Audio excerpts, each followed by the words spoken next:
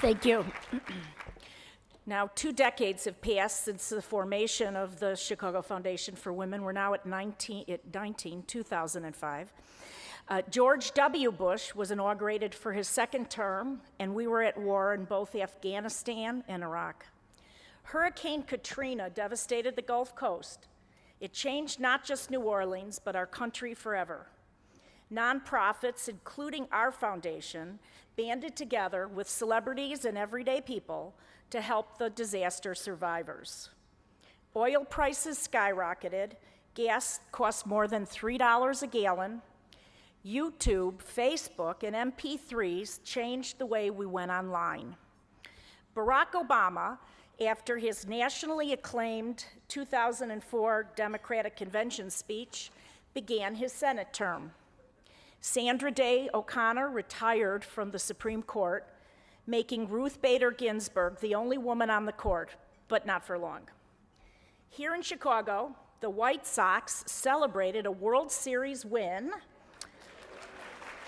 and CFW celebrated its 20th anniversary. We were marveling at the grants we made, more than $12 million.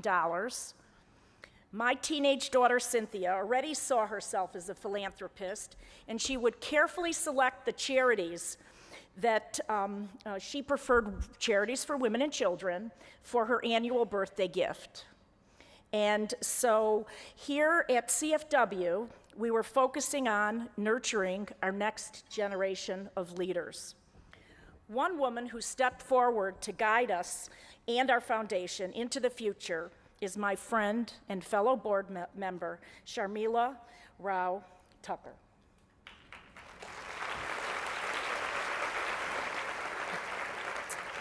Thank you, Andy, and thank you everyone for being here this afternoon. My name is Sharmila, and I'm proud to be a member of the Foundation's Asian American Leadership Council and the Board of Directors. I remember the moment that I realized I wanted to make a difference in the lives of women and girls. It was just after my father had passed. It happened unexpectedly when I was away at college. My mother is a strong, educated, professional woman who had emigrated here with my dad. And the loss shook her more than I would have expected. Even with all she'd accomplished and all she'd overcome, my mom was ready to give it up. And despite all the strides women had made, many of our family and friends saw her as a grieving widow and assumed she was too weak and dependent to live alone. But my mother rallied her strength, and she made it through. For that and so much more, she's my role model. She passed on to me how to never end up in a place where you might doubt your abilities or your independence. It was that I relied on when I moved to Chicago from New York about 8 years ago, without any local connections. After a few months of fruitless searching, an acquaintance invited me to a meeting of the Asian American Leadership Council. At Chicago Foundation for Women, instead of feeling like I was knocking on yet another door, I felt invited in. I met mentors and friends and community leaders. I can honestly say that I wouldn't have a job in philanthropy that I love today without the connections that I found here at the very start. And it was women at CFW who helped me manage that intricate balance of work and life when I decided with my husband to start a family. My oldest child, Annika, is now almost 6, and she's very proud of learning about the art of sharing, a good thing since she now has a little brother, Shiv. Since both my job and my volunteer time are centered around philanthropy, which, by the way, is just the big kid word for sharing, right? I'm especially proud of how much she gets it. Annika recently explained what I do for a living in a class of hers. My mom helps people who need help. She helps girls get books and learn, and she helps families to have money so they can live in a house and eat and go to work. I felt humbled and enlightened by her words. Sharing is at the heart of what Chicago Foundation for Women does. And over the past 25 years, we've heightened our commitment to philanthropy, giving more than $18 million in grants.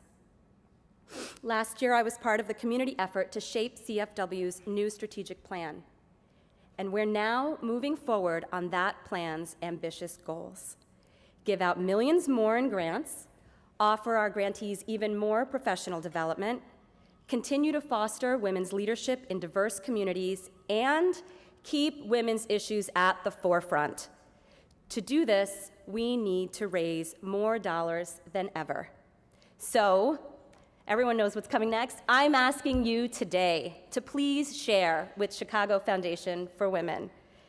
Think back to the personal stories that you've heard today and dig deep, really deep into your hearts.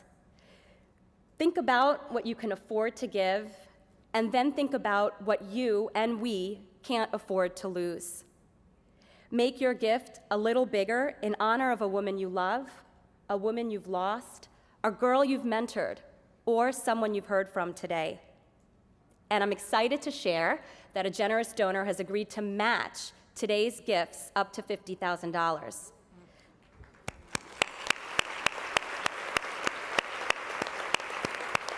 So that means that every dollar that you can donate will count twice. On your tables are red envelopes, and inside those red envelopes are donation forms. Please take those envelopes now and look inside. Pass the envelope around. There should be pens as well.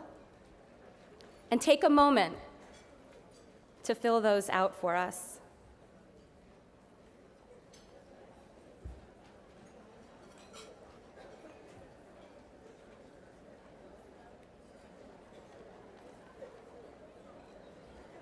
This is lovely, hearing this rustle of activity.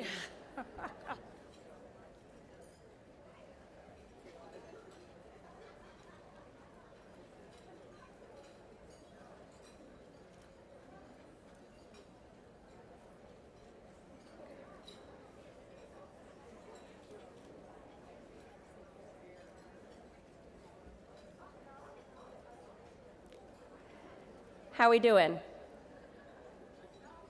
Thank you all for your support.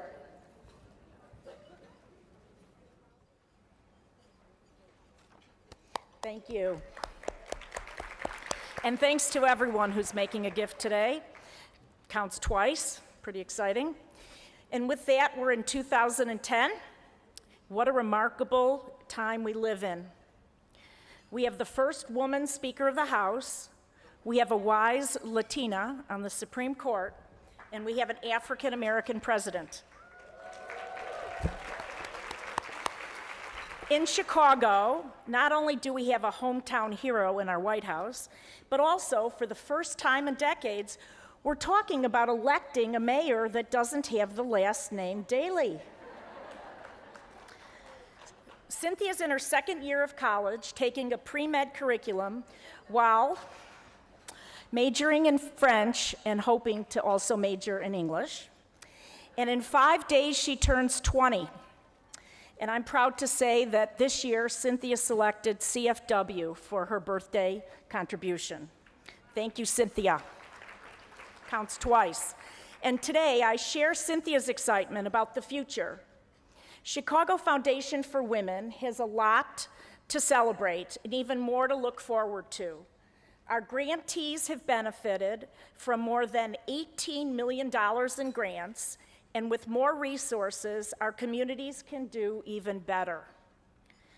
We have a brand new, bold strategic plan, and it's guiding us and inspiring us so we can fund more programs, foster new leaders, and increase our resources for the long term.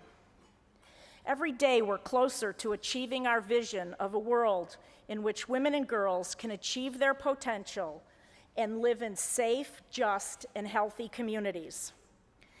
Our staff and board have been working hard to move us forward as we search for our new president. And I want to thank everyone for all of their hard work with that. And stay tuned for an announcement. I know some of you are hoping for one today, but we don't have one. In the weeks ahead, we'll be appointing a new president who will not only help us keep our momentum going, but will also lead us to new and exciting successes. And with that, my guided tour of CFW's past comes to an end, and we're about to look forward. Thank you for celebrating our 25 years strong and for joining us as we embark in our next 25 years.